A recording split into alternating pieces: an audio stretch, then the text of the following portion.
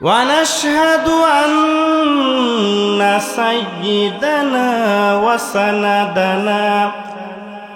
وسندنا وحبيب قلوبنا ومولانا محمدا عبده ورسوله أرسله بالحق بشيرا ونذيرا وداعيا إلى الله بإذنه وسراجا منيرا أما بعد فأعوذ بالله من الشيطان الرجيم بسم الله الرحمن الرحيم يا أيها الذين آمنوا اتقوا الله وذروا ما بقي من الربا إن كنتم مؤمنين وقال تعالى يمحق الله الربا ويربي الصدقات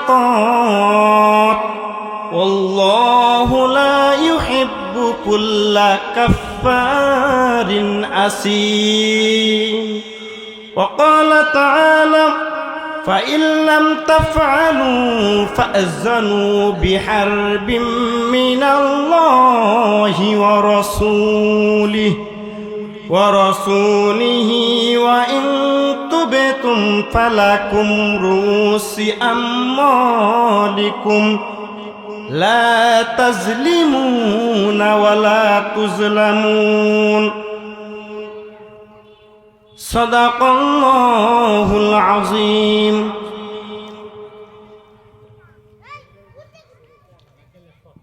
আল্লাহ কাছে লাখো কোটি শুকরিয়া যে আল্লাহ রাব্বুল আলামিন চরটিকি নামাপাড়া বাইতুল আমে জামে মসজিদ ও যুব সমাজের উদ্যোগে কবরবাসীদের জন্য ওয়াজ ও দোয়ার মাহফিলের আয়োজন করা হয়েছে।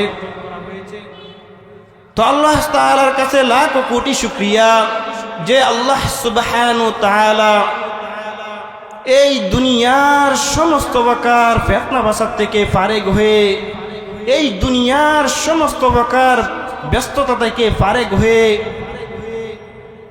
এই দুনিয়ার মধ্যে সর্বশ্রেষ্ঠ স্থান এবং কুরআনের মাহফিলে জান্নাতের বাগানে আমাদের সকলকে আসার এবং বসার তৌফিক দান করেছেন। সেজন্য আমরা সকলে অন্তরে অন্তঃস্থল থেকে বলি আলহামদুলিল্লাহ। যে আল্লাহ রাব্বুল আলামিন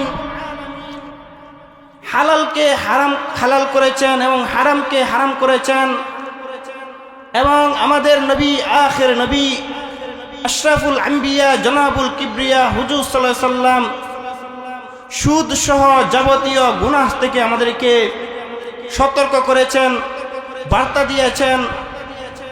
হুজুর সাল্লাল্লাহু আলাইহি সাল্লামের প্রতি দুরূদ এবং সালাম বর্ষিত হোক এবং তার পরিবার পরিজন এবং সকল সাহাবীদের উপর সালাম এবং দুরূদ বর্ষিত হোক।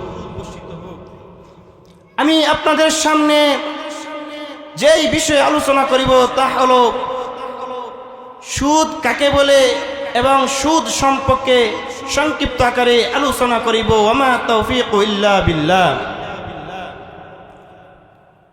সুদ কাকে বলে এই সম্পর্কে আমি আপনাদের সামনে সংক্ষিপ্ত আকারে আলোচনা করিব। ওয়ামা তাওফীকু ইল্লা বিল্লাহ।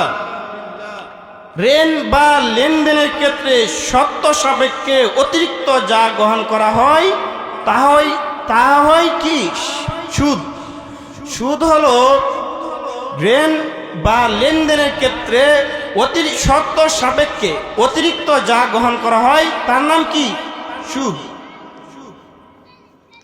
অর্থাৎ পরিভাষায় বলা হয় টাকা বা পণ্য দিয়ে নির্ধারিত সময় শেষে মূল্যের চেয়ে অতিরিক্ত গ্রহণ করাই হলো সুদ। এই সুদ সম্পর্কে আল্লাহ সুবহানাহু ওয়া তাআলা কোরআনে কি বলেন দেখুন, ইয়া আইয়ুহাল্লাযীনা আমানু ইত্তাকুল্লাহা ওয়া যারু মা বাকিয়া মিনার রিবা ইন কুনতুম মুমিনুন। আল্লাহ সুবহানাহু ওয়া তাআলা ডাক দিয়ে বলতেছেন, হে ঈমানদারগণ, তোমরা আল্লাহ তাআলাকে ভয় করো। ইত্তাকুল্লাহ, কাকে ভয় করার জন্য বলেছে? আল্লাহকে ভয় করো। ওয়াজারু মা বাকিয়া মিনার রিবা, এবং সুদের যা কিছু আছে তা ছেড়ে দাও, পরিত্যাগ করে দাও। ইন কুনতুম মুমিনুন, যদি তোমরা সত্যিকারের মুমিন হয়ে থাকো। অন্য এক আয়াতে আল্লাহ তাআলা বলেন, ফাইল লাম তাফআলু ফাযানু বিহারবিম মিনাল্লাহি ওয়া রাসূলিহি ওয়া ইন তুবদু ফালাকুম রুসু আমওয়ালিকুম লা তাজলিমুনা ওয়া লা তুজলিমুন। অতঃপর যদি তোমরা তা না করো তবে জেনে রাখো আল্লাহ এবং তার রাসূলের পক্ষ থেকে যুদ্ধের ঘোষণা। আর যদি তোমরা তওবা করো তবে তোমাদের মূলধন তোমাদেরই থাকবে। ওয়ালা তুজলামুনা ওয়ালা তুজলিমুন, তোমরা জুলুমও করবে না এবং জুলুমের শিকারও হবে না। অন্য এক আয়াতে আল্লাহ তাআলা সুদ সম্পর্কে কি বলেন দেখুন, ইয়ামহাকুল্লাহু মিনার রিবা ইয়ামহাকুল্লাহুর রিবা ওয়া ইরবিস সাদাকাত ওয়াল্লাহু লা ইউহিব্বু কুল্লা কাফফারিন আসীম। আল্লাহ সুবহানাহু ওয়া তাআলা সুদকে ধ্বংস করে দেন এবং সদকাকে বৃদ্ধি করে দেন। আর আল্লাহ তাআলা কোনো অকৃতজ্ঞ পাপীকে ভালোবাসেন না। প্রিয় সম্মানিত মুহতারাম হাজরিন, এখন শুনেন সুদের শাস্তি সম্পর্কে একটি হাদিস বর্ণিত রয়েছে। আমাদের নবী, আখির নবী, শেষ নবী, আশরাফুল আম্বিয়া, জনাবুল কিবরিয়া, যেই নবী সৃষ্টি না হলে কোনো কিছু সৃষ্টি হতো না, আমাদের নবী হুজুর সাল্লাল্লাহু আলাইহি সাল্লাম মেরাজে গিয়েছিলেন। একবার মেরাজে যখন গিয়েছিলেন, তখন মেরাজ থেকে যখন ফিরে আসলেন, তখন সাহাবাইদেরকে উদ্দেশ্য করে বললেন, ও আমার সাহাবীরা শুনো শুনো শুনো। তখন সাহাবীরা ধ্যান দিয়ে শুনলেন, বললেন, এ আল্লাহ রাসূল বললেন আমি যখন মেরাজে গেছিলাম তখন কিছু মানুষের পেট কিছু মানুষের পেট পাহাড়ের মতো বড় হয়ে গিয়েছে। তখন সাহাবাই কেরাম রাদিয়াল্লাহু তাআলা আনহুরা হুজুর সাল্লাল্লাহু আলাইহি সাল্লামকে জিজ্ঞাসা করলেন, এ হুজুর, তাদের এই অবস্থা কেন? তাদের পেট পাহাড়ের মতো বড় হয়েছে কেন?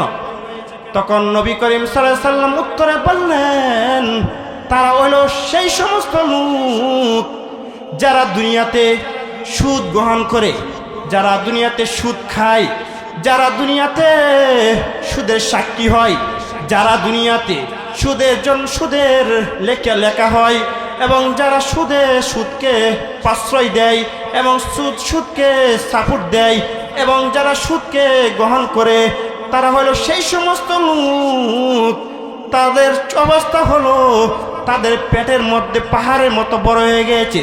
তাদের পেটের মধ্যে সাপ এবং বিষধর ভয়াবহ সাপ ঘোরাফেরা করতেছে। তাদের পেটের মধ্যে ভয়াবহ বিষধর সাপ, যে সাপের দৈর্ঘ্য হবে একদিনের রাস্তা এবং নকরগুলি হবে আগুনের। সেই সাপ যদি দুনিয়াতে একবার নিঃশ্বাস পেলে তাহলে পুরা দুনিয়া অন্ধকার হয়ে যাবে। সেই সমস্ত সাপ হলো যারা সুদ খায়, সুদ দেয়, সুদ গ্রহণ করে, সুদের সাক্ষী হয়। সেই সমস্ত লোকদেরকে কাল কিয়ামতের ময়দানে মৃত্যু হওয়ার পর তাদের পেট হবে পাহাড়ের মতো বড়, তাদের পেটের মধ্যে বিষধর সাপ নিযুক্ত করা হবে। সেই সাপ তাদেরকে আজীবন কিয়ামত পর্যন্ত দংশন করতে থাকবে। এই কেন সে সুদ খেলো, কেন সে সুদের সাক্ষী হলো, কেন সে সুদকে প্রশ্রয় দিল, কেন সে সুদকে গ্রহণ করলো, সে সমস্ত লোকদের এই অবস্থা হবে। দেখুন, যারা সুদ খায়, সুদ গ্রহণ করে, সুদ দেয়, সুদের সাক্ষী হয়, তাদের কি অবস্থা হবে একবার চিন্তা করে দেখছেন? আমাদের মা বোনেরাও মনোযোগ দিয়ে শুনবেন, এই সুদের কি ভয়াবহ, হাদিসে কি ভয়াবহ পরিণত রয়েছে। প্রিয় মুহতারাম হাজরিন, আরেকটি হাদিস থেকে বুঝতে পারবেন সুদের কি ভয়াবহ পরিণত হবে।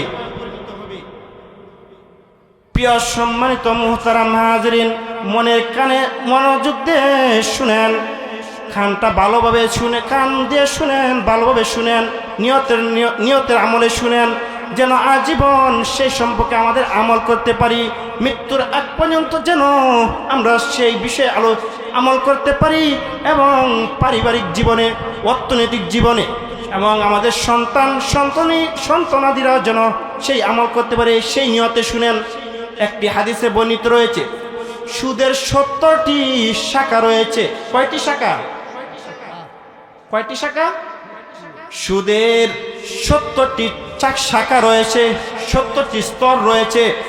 তন্মধ্যে সবচেয়ে ছোট স্তর, সবচেয়ে হালকা স্তর, সেটা হলো যদি কোনো ব্যক্তি সুদ খায়, সুদ দেয়, সুদ গ্রহণ করে, সুদের সাক্ষী হয় এবং সুদকে প্রশ্রয় দেয়, সুদকে সাপোর্ট দেয় এবং সুদকে বাহাবা দেয়, সেই সমস্ত লোক শুনুন, ভালোভাবে শুনেন কি বলে। সুদের 70টি শাখা রয়েছে, এর মধ্যে একটি শাখা হলো যারা সুদ খায় তাদের উদাহরণ ওই সমস্ত লোকের ন্যায়, সে যেন নিজের মায়ের সাথে একবার না, দুইবার না, তিনবার না, 34 বার জিনা করলো। নাউজুবিল্লাহ। প্রিয় মুহতারাম হাজিরিন, যারা সুদ খায় তাদেরকে সম্পর্কে কি বলে হাদিসে দেখুন, যারা সুদ খায় তারা যেন নিজের আপন মায়ের সাথে 70 বার জিনা করলো, ব্যভিচার করলো। নাউজুবিল্লাহ। এই 70টির মধ্যে সবচেয়ে নিম্ন স্তর, সবচেয়ে হালকা স্তর হলো এই সুদের এই পরিণতি। চিন্তা করে দেখছেন, মায়ের সাথে জিনা করলে, জিনা করার অপরাধ তার আমলনাকে নামায় লেখা দেওয়া হয়। অথচ আজ সমাজের মধ্যে আমরা সুদকে সাধারণ একটা গুনাহ মনে করি একটা কোনো গুনাহ হতে পারে না। আমরা মনে করি এটা কোনো গুনাহ হলো নাকি, আমরা মনোযোগ দিয়ে এটা ভালোভাবে গুরুত্ব দেই না। আমরা মনে করি সুদ আনলাম, সুদ দিলাম, যাক মৃত্যু হওয়ার পরে যা কিছু হবে না। কিন্তু একবার চিন্তা করে না, এই ছোট্ট দুনিয়ার জীবনে এই 5 বছর, 6 বছর, 7 বছর, 20 বছর, 30 বছর, 60 বছর, 80 বছর জিন্দিগির জন্য আমরা কত কিছু করি। আমরা সুদের খাতায় ভাই মনোযোগ দিয়ে শুনুন, মা বোনেরা মনোযোগ দিয়ে শুনুন, কখনো সুদের খাতায় নামটা লিখবেন না। দয়া করে পায়ে হাত রেখে বলি, পায়ে ধরে বলি, আর কাল কিয়ামতের ময়দানে যখন কঠিন আযাবের সম্মুখীন হবেন, তখন বলবেন যে নেমার বাড়ির মসজিদের মাহফিলের মধ্যে হুজুরে আমাদেরকে বলেছিলেন যে সুদের এই শাস্তি হবে।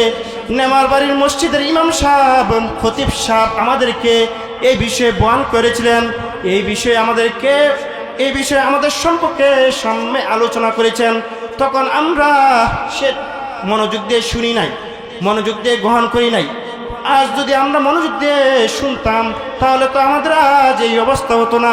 প্রিয় বন্ধুরা, মনোযোগ দিয়ে শুনুন, কখনো সুদের খাতায় নামটা লিখবেন না।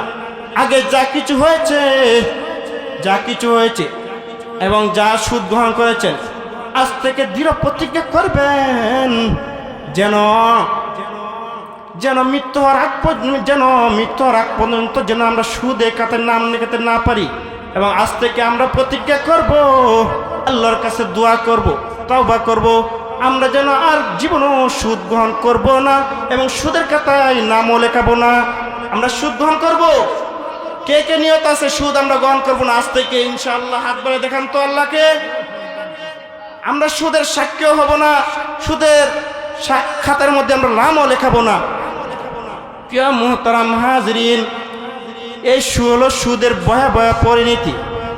যারা সুদ খায় তারা মনোযোগ দিয়ে শুনবেন। প্রিয় মুহতারাম হাজরিন, ইসলামের সুদ একটি গুরুতর কাজ।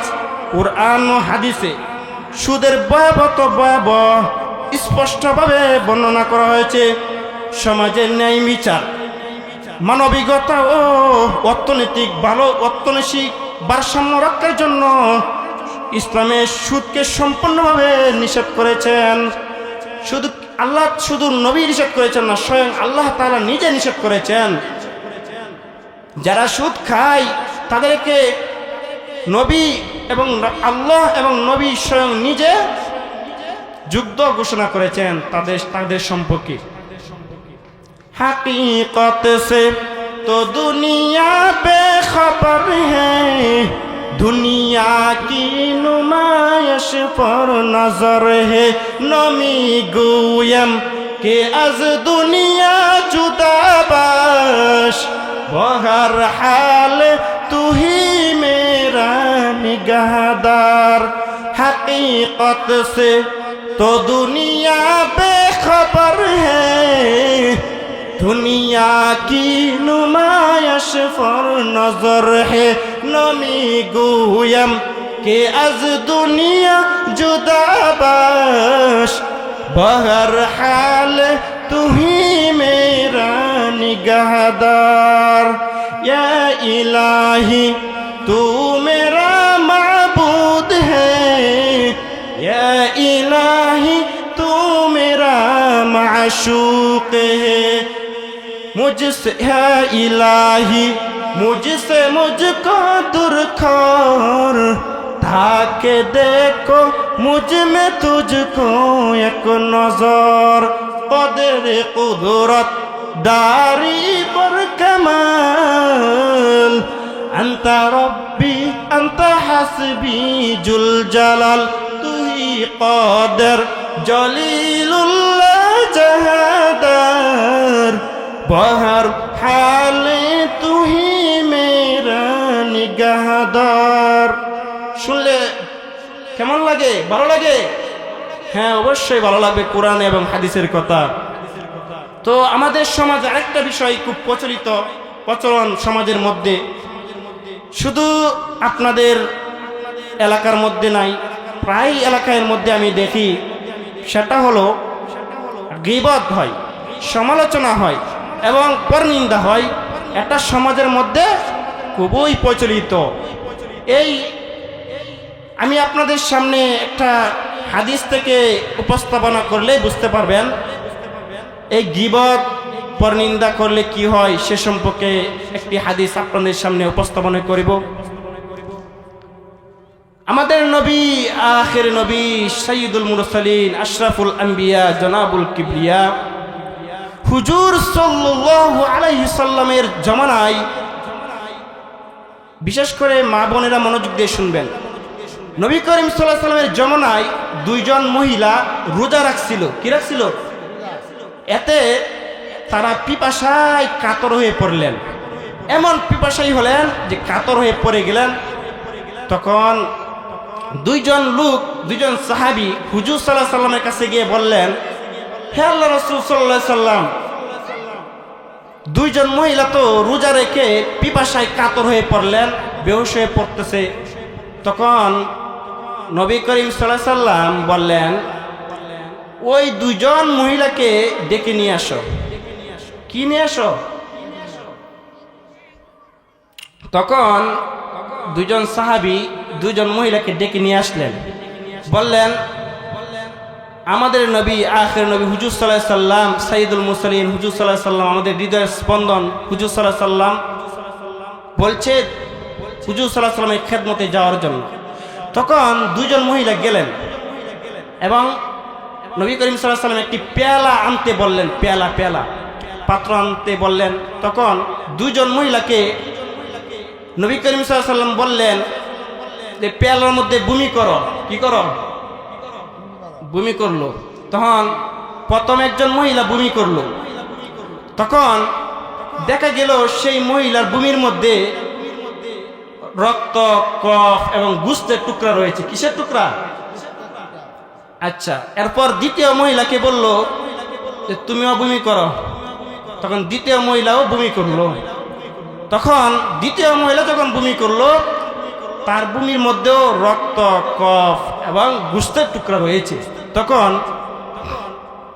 নবী করিম সাল্লাল্লাহু আলাইহি সাল্লাম সাহাবীদেরকে উদ্দেশ্য করে, জগৎবাসীকে উদ্দেশ্য করে বললেন যে এই দুইজন মহিলা রোজা রাখছে বটে, হালাল খাবারকে রোজা রেখেছে, সবকিছু ঠিক আছে, কিন্তু তারা হারাম পরিত্যাগ করেননি। হারাম কি? যে ওই দুইজন মহিলা মানুষের গীবত করার কারণে, মানুষকে নিয়ে সমালোচনা করার কারণে, মানুষকে নিয়ে ঠাট্টা বিদ্রূপ করার কারণে, মানুষকে নিয়ে হেয় প্রতিপন্ন করার কারণে, গীবত করার কারণে তাদের ভূমির মধ্যে আর এই অবস্থা, সেটা হলো গোশতের টুকরা। নাউজুবিল্লাহ। কত ভয়াবহ পরিণতি এই গীবত সম্পর্কে। তো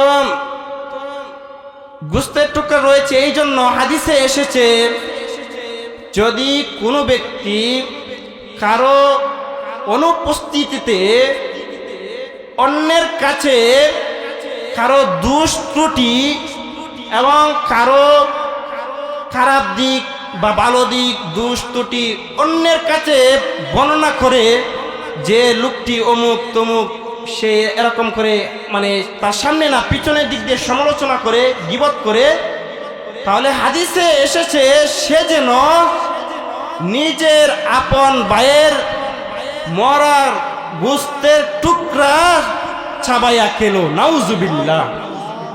কোনো ব্যক্তি যদি অন্যের গীবত করে, অন্যকে নিয়ে সমালোচনা করে, অন্যের গীবত করে মানুষের কাছে বেড়ায়, মানুষের কাছে অমুক বাড়ির খবর অমুক বাড়িতে গিয়ে বলে, অমুক মহিলাকে অমুকের কথা বলে, তার দুষ্ট ত্রুটি সম্পর্কে বর্ণনা করে, তার অনুপস্থিতিতে যা শুনলে সে কষ্ট পাবে, সে মনে ব্যথা পাবে, এসব যদি অন্য কারো কাছে বর্ণনা করে, সে যেন তার নিজের আপন ভাইয়ের হাড্ডি চাবাইয়া খেলো। নাউজুবিল্লাহ। তার আমল নামায় এতটুকু গুনাহ আল্লাহ তাআলা দিবেন। নাউজুবিল্লাহ। কত বড় গুনাহ।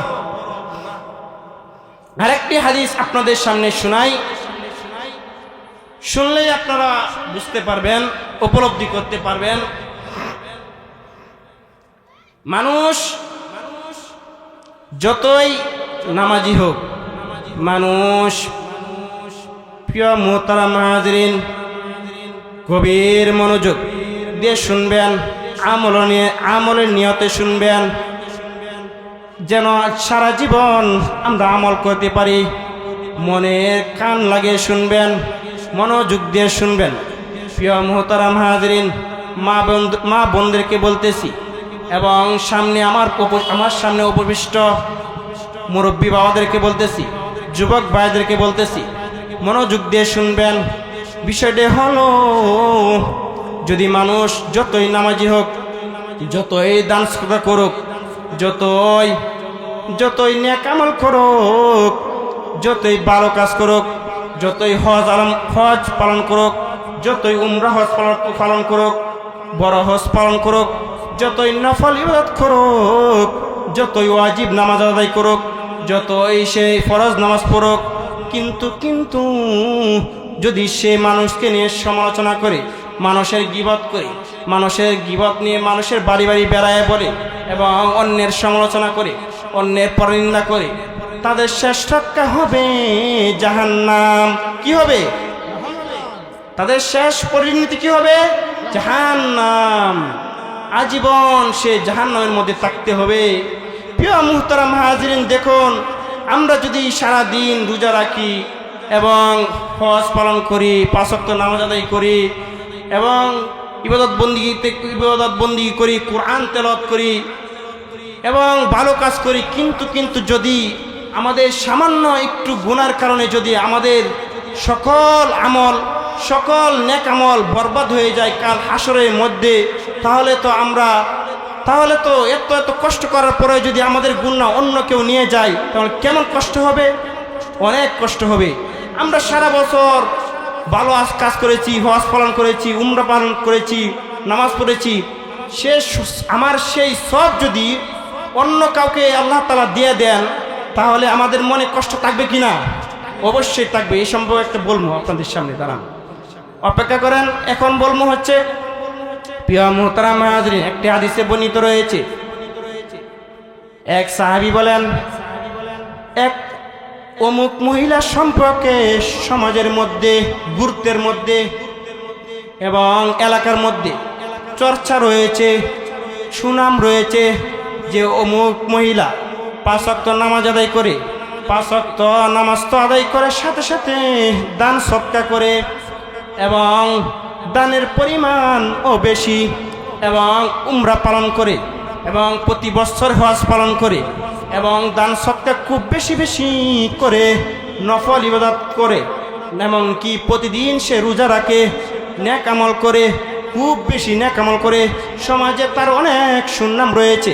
অমুক মহিলা অনেক বেশি নামাজি, অনেক পরহেজগার, অনেক পর্দাশীল, কিন্তু অমুক মহিলার সম্পর্কে এটাও সমাজের মধ্যে প্রচলিত হয়েছে, সে নামাজ পড়ে, রোজা রাখে, কিন্তু সে মানুষের গীবত করে, মানুষের সমালোচনা করে, মানুষকে নিয়ে হেয় প্রতিপন্ন করে এবং মানুষের দোষ অন্য মহিলার কাছে বর্ণনা করে।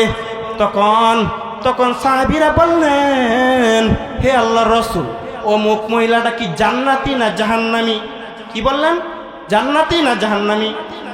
তখন আমাদের নবী কেমন ছিলেন দেখুন, আমাদের নবী সাইয়্যিদুল মুরসালিন, আখির নবী, শেষ নবী, যেই নবীকে সৃষ্টি না হলে পুরা পৃথিবী সৃষ্টি হতো না, যেই নবী অন্ধকারের মধ্যে যখন নিজের বাসায় আসতেন, নিজের বাসার মধ্যে, নিজের ঘরের মধ্যে, নিজের রুমের মধ্যে আসতেন, হযরত আয়েশা সিদ্দিকা রাদিয়াল্লাহু তাআলা আনহা, হযরত আয়েশা সিদ্দিকা রাদিয়াল্লাহু তাআলা আনহা সেই অন্ধকারের মধ্যে নবীজির অপেক্ষায় থাকতেন, কোন সময় নবীজি আমার ঘরে আসবেন, আমার বাসায় আসবেন, আমার রুমে আসবেন, কোন সময় নবীজি আমার কাছে আসবেন, সেই অপেক্ষা করতে থাকতেন। তখন নবীজি এশারের নামাজ শেষ করার পর যখন বাসায় ফিরতেন অন্ধকারের মধ্যে, তখন আয়েশা সিদ্দিকা রাদিয়াল্লাহু তাআলা আনহা বলেন, দেখুন কি বলেন, আমার একটা সুই যদি হারিয়ে যেত, আমার একটা কাপড় শিলার সুই যদি হারিয়ে যেত, আমার নবীর বরকতে এই সুই আমি অন্ধকারের মধ্যে পেয়ে যেতাম। সুবহানাল্লাহ, কেমন নবীজি ছিলেন। এবং সেই আয়েশা সিদ্দিকা রাদিয়াল্লাহু তাআলা আনহা বললেন, সেই আয়েশা সিদ্দিকা রাদিয়াল্লাহু তাআলা আনহা বলেন, আমার নবীজি কেমন ছিলেন জানেননি? এবং শুয়ের যে একটা ছিদ্র থাকে, ছিদ্র চিনেননি? শুয়ের ছিদ্র থাকে না? শুয়ের মধ্যে একটা ছিদ্র থাকে, সেই ছিদ্র আমি দিনের অন্ধকারের চেয়েও আরো বেশি দেখতে পেতাম। সুবহানাল্লাহ। এবং আমার নবীজি যখন ঘরের মধ্যে আসতেন, পুরা ঘর যেমন জানি এমনভাবে আলোকিত হতেন, পুরা ঘর লাইটিং এর থেকেও দিনের থেকে আরো বেশি আলোকিত হয়ে যেতেন। সুবহানাল্লাহ। আমার নবীজি কেমন সুন্দর ছিলেন, আমার নবীজি কেমন সুন্দর ছিলেন জানেননি? প্রিয় মুহতারাম হাজরিন, অনেক গভীর মনোযোগ দিয়ে শুনবেন। মিশরে হযরত ইউসুফ আলাইহিস সালাতু ওয়াস সালাম, হযরত ইউসুফ আলাইহিস সালাম ছিলেন লাবান, হযরত ইউসুফ আলাইহিস সালাম সবিহুন, আর আমার নবী ছিলেন লাবানুন। হযরত ইউসুফ আলাইহিস সালাম ছিলেন সাদা সুন্দর, আর আমার নবী ছিলেন লাবণ্যময় সুন্দর। সুবহানাল্লাহ। মক্কার এবং মিশরের সুন্দর সুন্দর রমণীয়রা, মিশরের সুন্দর সুন্দর রমণীয়রা, মিশরের দামি দামি মিশরের বংশগত দিক দিয়ে বড় বড় সম্ভ্রান্ত বংশের মহিলারা, মিশরের সবচেয়ে সম্ভ্রান্ত বংশের মেয়েরা যখন ইউসুফ আলাইহিস সালাম রাস্তা দিয়ে যাইতেন, তখন মক্কার সুন্দর সুন্দর মিশরের সুন্দর সুন্দর রমণীয়রা তারা ইউসুফ আলাইহিস সালামকে দেখতেছে, আর সেখান দিয়ে রেবু দিয়ে চাকু দিয়ে রেবু কাটতেছে। ইউসুফ আলাইহিস সালামকে দেখে মিশরের সুন্দর সুন্দর রমণীয়রা রেবু কাটতে গিয়ে হাতের চামড়া কেটে ফেলছে। কিন্তু আমার এই হাদিসটি যখন হযরত আয়েশা রাদিয়াল্লাহু তাআলা আনহার কাছে গেলেন, তখন আয়েশা রাদিয়াল্লাহু তাআলা আনহা বলেন, ও মিশরের মেয়েরা, ও মিশরের সুন্দর সুন্দর রমণীরা, শুনেন, মনোযোগ দিয়ে শুনেন। তোমরা তো ইউসুফ আলাইহিস সালামকে দেখে, ইউসুফ আলাইহিস সালাম চেহারার দিকে তাকিয়ে তোমরা রেবুকে কাটতে গিয়ে হাতের চামড়া কেটে ফেলছো। কিন্তু আমার স্বামী, আমার কলিজার স্বামী, আমার প্রিয় স্বামী, আমার প্রাণপ্রিয় স্বামী, আমার আত্মা, আমার সবকিছু হুজুর সাল্লাল্লাহু আলাইহি সাল্লামকে যদি তোমরা দেখতা, তাহলে হাতের চামড়া কাটতা না, হাতের রক কাটতা না, হাত কাটতা না, তোমরা কলিজা কেটে টুকরা টুকরা করে ফেলতে। সুবহানাল্লাহ। কেমন সুন্দর ছিলেন আমার নবীজি। প্রিয় মুহতারাম হাজিরিন, আমার নবীজি ছিলেন সুঠাম দেহের অধিকারী। কিসের অধিকারী? আমার নবী যখন হাসতেন তখন মুস্কি হাসে দিতেন, পূর্ণিমার চাঁদ যেন জিম চমচম জকজক করতে থাকতেন। সুবহানাল্লাহ। আমার নবীজি যেই রাস্তা দিয়ে হাঁটতেন, সে রাস্তা দিয়ে দিন, একদিন না, 2 দিন না, 3 দিন, 4 দিন, 5 দিন পর্যন্ত সুগন্ধি চড়াইতে থাকতেন। সুবহানাল্লাহ। আমার নবীজি কেমন ছিলেন? আমার নবীজি কোনো সময় কাউকে কষ্ট দিতেন না। আমার নবীজি 63 বৎসর জীবনে, আমার স্বামীর 63 বৎসর জীবনে কোনো সময় কাউকে কষ্ট দেন নাই, কোনো সময় কাউকে কটু কথা বলেন নাই। আমার নবীজির 63 বৎসর জীবনে, আমার নবীজির 63 বৎসর জীবনে কোনো সময় কারো মনে আঘাত দিয়ে কথা বলেন নাই, কোনো সময় কাউকে সমালোচনা তো দূরের কথা, কাউকে কষ্টের কথাই বলেন নাই। আমার নবীজি কেমন ছিলেন জানেননি? হযরত আয়েশা সিদ্দিকা রাদিয়াল্লাহু তাআলা আনহা বলেন, আমার নবী, আমার স্বামী কোনো সময় স্ত্রীদেরকে কটু কথা বলেন নাই, সবসময় আমাদের সাথে ভালো আচরণ করেছেন, সুন্দর আলোচনা করেছেন। আমার নবীজি কোনো সময় কারো নামে গীবত করেননি, কারো নামে সমালোচনা করেননি। আমার নবীজি কোনো সময় কাউকে নিয়ে ব্যঙ্গচিত্ত করেননি, কারো নাম বলে বিজ্ঞায় ডাকেননি। সবাইকে নবীজি অনেক সুন্দর আখলাকের অধিকারী ছিলেন। আমার নবীজি এমন সুন্দর মিষ্ট মিষ্ট ভাষায় কথা বলতেন, যেন আসমান থেকে কুরআনের আয়াত নাজিল হইতেছে। সুবহানাল্লাহ। আমার নবীজি কেমন ছিলেন? তো প্রিয় সম্মানিত মুহতারাম হাজির, এখন সমালোচনা গীবত নিয়ে হাদিস বলছিলাম, এখন আবার এদিকে যাই। প্রিয় সম্মানিত মুহতারাম হাজির, তখন এক সাহাবী আবারও বললেন, হে আল্লাহ, তখন এক সাহাবী বললেন, হে আল্লাহ রাসূল সাল্লাল্লাহু আলাইহি সাল্লাম, হে নবীজি, অমুক মহিলা সম্পর্কে সমাজের মধ্যে, গুরুত্বের মধ্যে, এলাকার মধ্যে, রাষ্ট্রের মধ্যে অমুক মহিলা সম্পর্কে সুনাম রয়েছে, চর্চা রয়েছে।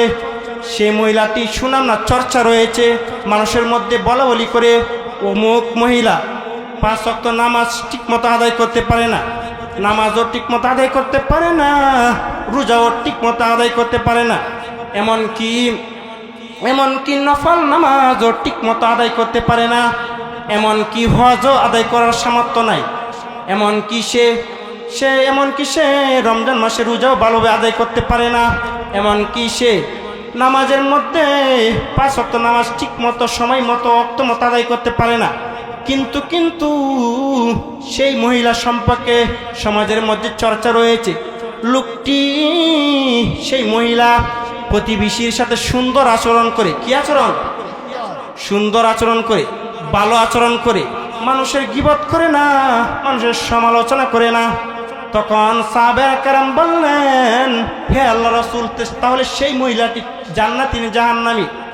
তখন আমাদের নবী কি বললেন উত্তরে দেখুন, সেই মহিলাটি অবশ্যই জান্নাতবাসী হবে। যদিও সে 5 ওয়াক্ত নামাজ আদায় করতে পারে না, ঠিক মতো নফল নামাজ আদায় করতে পারে না, কিন্তু মানুষের সাথে ভালো আচরণ করে, প্রতিবেশীর মনে কষ্ট দেয় না, প্রতিবেশীর সাথে ভালো আচরণ করে, সুন্দর আচরণ করে, ভালো আচরণ করে, প্রতিবেশীকে কখনো মনে কষ্ট দেয় না। যদিও সে নামাজ না পড়লো, আল্লাহ তাআলা তাকে জান্নাতবাসী করে দিবেন। এই হাদিসের মূল অর্থ হলো, নামাজ রোজা এবং ফরজ নামাজ না পড়লে জান্নাতে যাবে এটা না, নামাজ পড়ে ঠিকই কিন্তু বেশি করতে পারে না, কম করে কম, ফরজ পরে মধ্যে কিছু সময় পড়তে পারে না, আর মধ্যে পরেও ওই মহিলা সম্পর্কে হাদিসটি।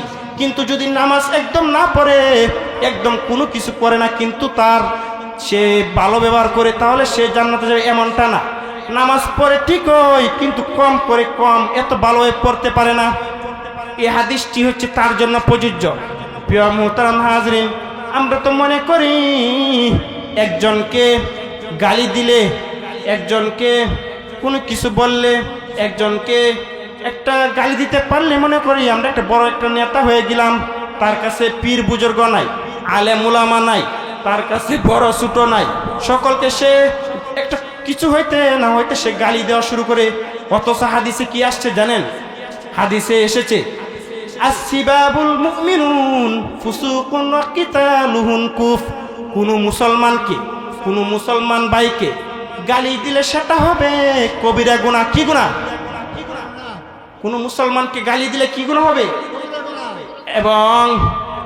এবং তাকে ওয়াকিতালুহু কুফরুন, এবং তাকে হত্যা করা কুফরি। কোন মুসলমানকে গালি দেওয়া বড় গুনাহ, অনেক বড় গুনাহ, কবিরা গুনাহ।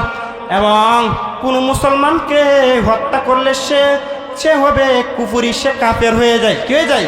কাফের হয়ে যায়, কুফরি। তো প্রিয় সম্মানিত মুহতারাম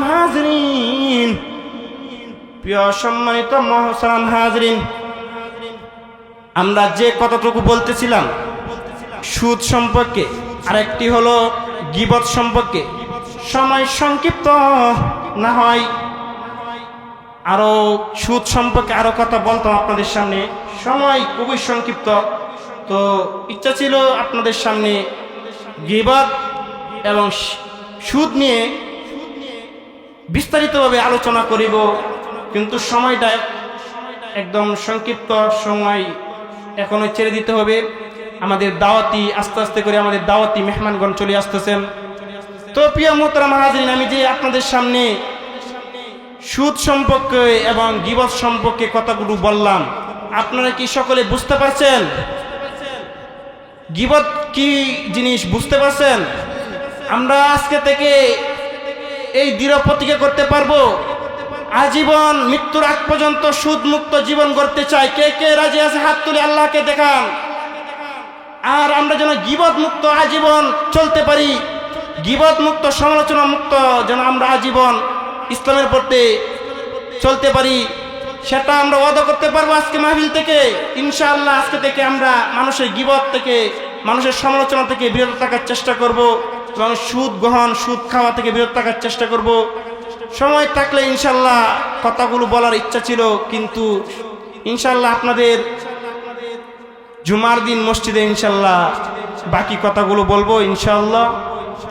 তো আমাদের ধারাবাহিকভাবে আমাদের দাওয়াতি মেহমানগণ চলে আসতেছেন, আর আমাদের আল্লামা মুফতি খেফাতুল্লাহ আজহারি সাহেব হুজুর, যিনি উনার সরাসরি ছাত্র আমি না, কিন্তু আমি যখন জামিয়া ইমদাদিয়া কিশোরগঞ্জ এবং ঢাকা যাত্রাবাড়ি অ্যারাবিক ইউনিভার্সিটিতে পড়াশোনা করি, তখন আল্লামা খেফাতুল্লাহ আজহারি প্রায় সময় আমাদের জামিয়া ইমদাদিয়ার মাহফিলে যাইতেন। হুজুরের খুব কাছ থেকে আমি হুজুরের কথাগুলো শুনেছি এবং হুজুর অত্যন্ত মূল্যবান কথা বলেন। হুজুরের খুব কাছ থেকে আমি তার কথাগুলো শুনেছি, কিন্তু তার ছাত্র না, কিন্তু খুব কাছ থেকে হুজুরের প্রায় বয়ান আমি শুনেছি। প্রায় সময় হুজুর কিশোরগঞ্জ আসতেন যখন আমি কিশোরগঞ্জ জামিয়া ইমদাদিয়ায় পড়াশোনা করতাম। আর আমাদের মুফতি আবুল বাশার নোমানী, উনি হচ্ছে আমাদের নিকনি এলাকার কৃতি সন্তান। আমার বাড়িও নিকলি, ওনার বাড়িও নিকলি। তো উনি ঢাকা মিরপুর এক মসজিদের ইমাম ও খতিব হিসাবে দায়িত্ব আছেন, কিন্তু তার বাড়ি হচ্ছে নিকলি, কিন্তু সে একটা দায়িত্ব আছে ইমাম এবং খতিব ঢাকা আছে। উনিও ভালো অত্যন্ত গুরুত্বপূর্ণ আলোচনা করেন, তার বয়ান আমরা শুনব। আর এরপরে ইসমাইল হোসেন আইয়ুবী সাহেবও উনি অনেক চমৎকার আলোচনা করেন।